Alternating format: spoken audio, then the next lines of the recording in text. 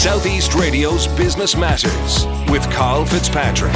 Southeast Radio. Well, there's been much talk in recent months about a recession on the horizon, and with the Bank of England declaring last week that the UK is likely to fall into a recession by the end of the year, there is a sense of inevitability that Ireland will soon follow suit. But is this really the case? Economist Jim Power joins us now to tell us more. Jim, with the aftermath of COVID-19, the Russian invasion of Ukraine, rising energy costs and a warning from the Bank of England that the UK will enter a recession, how would you best describe the current state of the Irish economy? You've described the international economy, and it is pretty challenging and very, very uncertain at the moment. Inflation has taken off around the world. Central banks are reacting aggressively by increasing interest rates to try and get inflation under control. And it is clear that rates will rise further everywhere, including the euro area and by implication here in Ireland. So I would envisage over the coming months a significant slowdown in the global economy.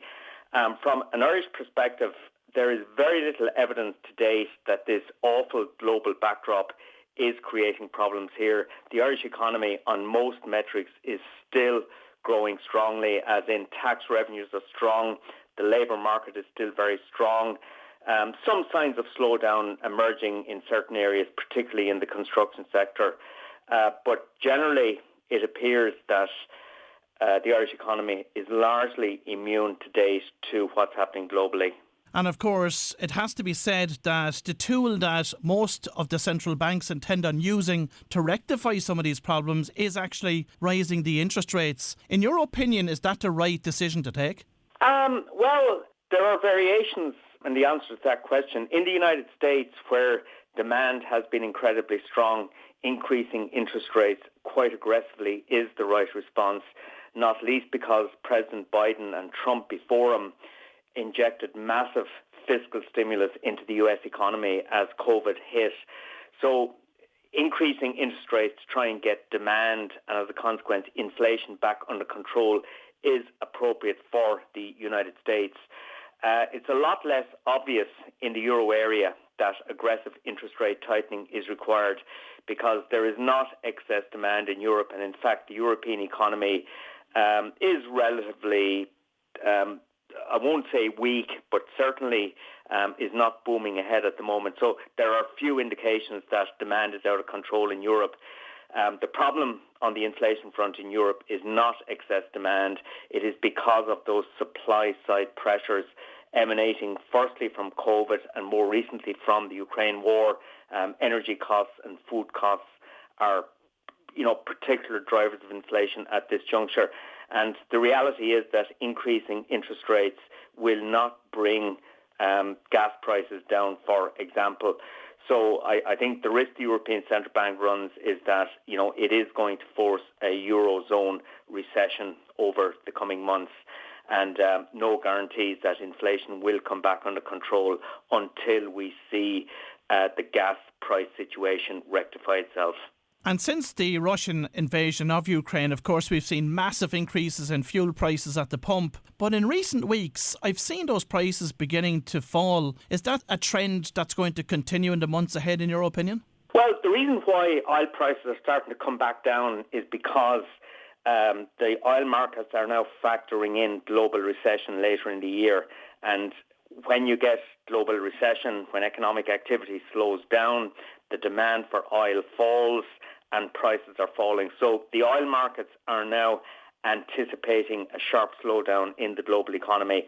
So if over the coming weeks and months, we continue to see central banks increasing interest rates to bring inflation under control, and that in turn leading to recessionary economic conditions, well then there's a fair chance that oil prices will continue to gradually edge down. So, but this market sentiment will be driven by how the markets view the economic outlook. And I would have to say at this juncture, uncertainty is the byword for everything out there in the global economic and financial system. But based on the sort of economic fundamentals that we can understand, if the global economy slows over the coming months as we expect, well, then you would expect oil prices to gradually continue to ease back. I think gas prices will be the much bigger problem, actually, than oil at this juncture. What is your outlook for gas over the winter months especially? It's down to Putin and the evils of Putin again. We just don't know to what extent Russian gas will continue to flow into Europe. So there's a huge issue about the future supply of gas. So, my fear would be that the supply of gas rather than the price of gas will be the biggest problem later this year. So the chances are, gas prices are going to remain high at elevated levels, but the chances are also that you will see significant shortages of gas. We've seen many of the energy companies reporting huge profits in recent months. One of the solutions that the government has in place for that now is they're considering introducing a windfall tax on energy companies, as you know. What are your thoughts on that move? Well, at a global level, the big global oil companies like ExxonMobil and Shell are reporting significant growth in profits as a result of spiralling oil prices. And you certainly have a sense that these companies are actually benefiting at the cost of consumers and businesses. So from a moral standpoint, it certainly does not stand up very well. So there is certainly a strong temptation to contemplate the notion of a windfall tax on those excess profits. It's not straightforward in a sense that, the oil companies will argue that these windfall taxes create massive uncertainty for them, and that deters further investment in energy production. And there's also the sense that if at some stage, as was the case back in 2020, oil prices fall to very, very low levels, and the oil companies were struggling at that stage, does the state step in at that stage and positively subsidize those companies? So it's not straightforward. I think countries, certain countries, have got a model that actually works. So countries like Canada, Brazil, once oil prices or energy costs go above a certain level, well then a windfall tax kicks in automatically. So that gives certainty and predictability to the energy companies. And it also gives the energy companies an incentive to prevent energy costs from rising above a level that would trigger this windfall tax. So I think we need to be careful globally how we actually implement windfall taxes, but I would say on balance that it's a positive idea. There are more positives than negatives here, but I think the way we structure is going to be really important. With the UK, the likelihood of the US and the Eurozone falling into recession over the coming months, is it inevitable that Ireland will follow suit shortly after? Well, logic would suggest absolutely, because we are a small open economy. We're incredibly exposed to exports and foreign direct investment. And, we sell a lot of what we produce overseas because we're a big exporting nation. So if the markets we're selling into go into recession, well, that's obviously going to make it more difficult to sell those exports. We also see rising interest rates. And as I say, there's probably a lot more to come. The cost of living pressures continue to build. So logic would suggest that inevitably over the next 6 months or so, you're likely to see a significant slowdown in Irish economic activity. I stress that's what logic would suggest. Logic doesn't always work, but I would be very surprised, I have to say, that if we don't see a significant slowdown in aspects of the Irish economy over the coming months. And of course, the UK is in the midst of selecting a new Prime Minister. From an Irish perspective, though, would a Sunak or Truss victory be better for the Irish economy?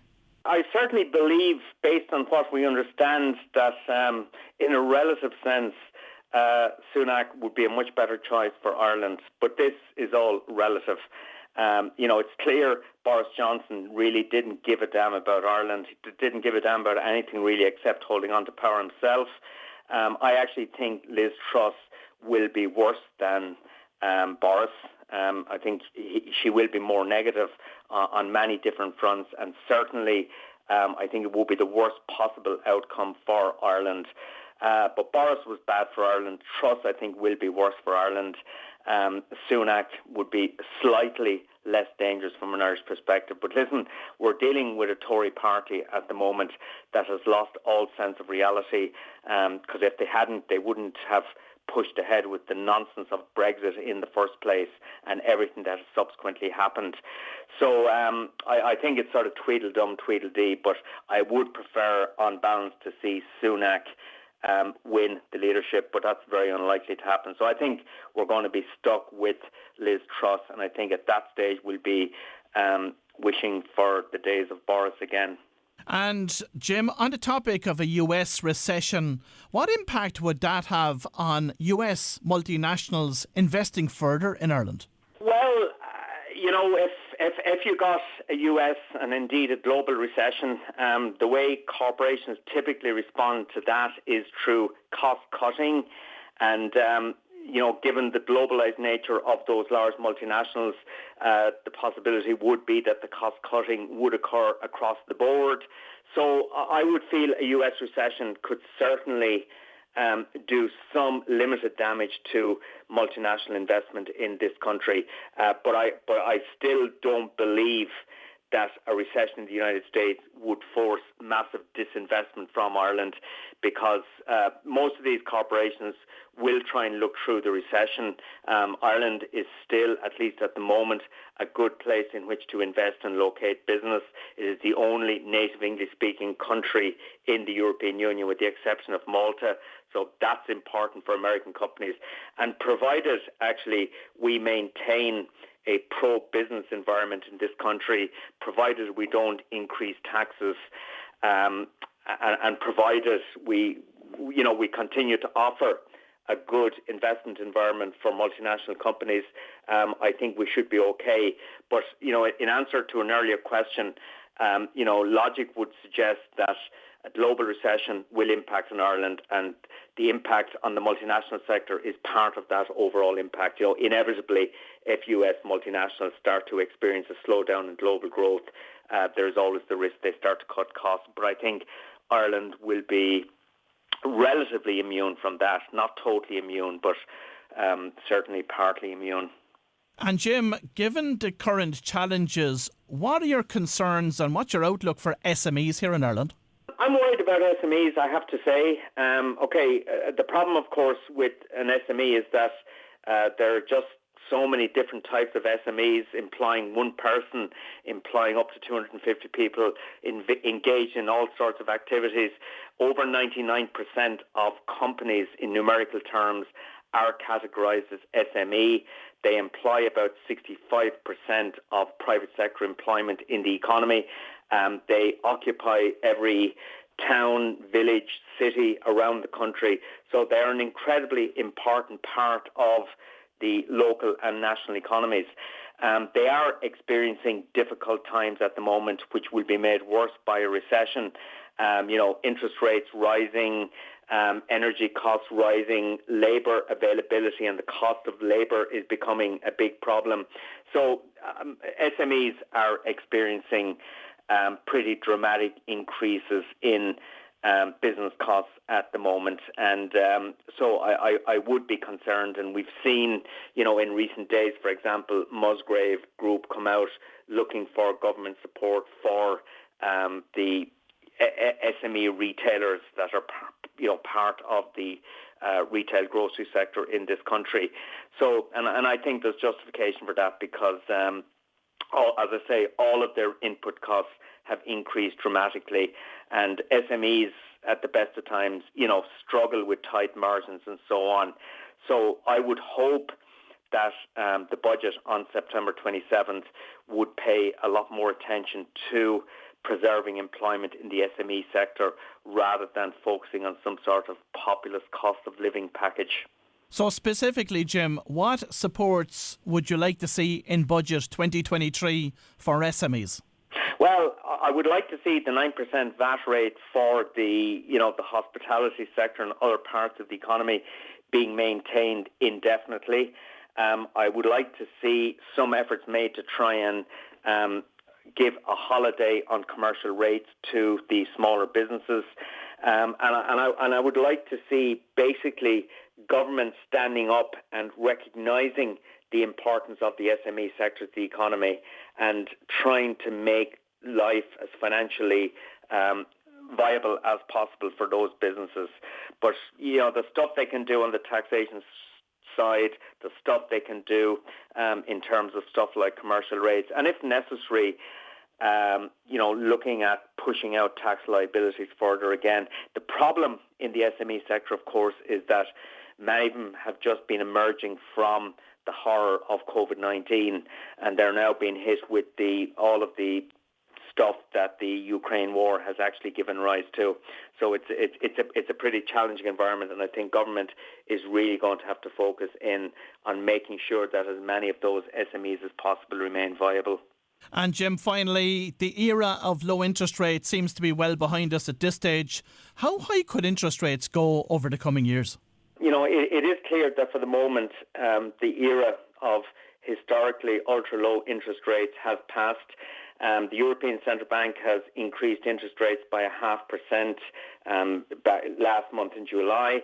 And I would say there's a possibility that over the next 6 months, the European Central Bank might take rates up to 2%. I have to say, based on my analysis of the Eurozone economy, I think any increases beyond 2% would start to become very dangerous for the Eurozone economy. So we are not, in my view, entering into an era of very high interest rates that people of a certain age would remember from the 70s and 80s. So I think the upside to rates will probably be limited to about 2%. And if you look out a couple of years hence, if inflation does come back under control, you could actually see rates slipping back again. So it's not the end of the world on the interest rate front, but certainly at the moment, based on what's happening in inflation, based on what the European Central Bank is saying and now starting to do, rates are rising. But I don't envisage dramatic increases in rates beyond 2% because I believe the Eurozone economy just could not sustain that. Well, if you've just tuned in, that was economist Jim Power, and I'd like to thank Jim for sharing his expert insights with us this morning. Southeast Radio's Business Matters with Carl Fitzpatrick. Southeast.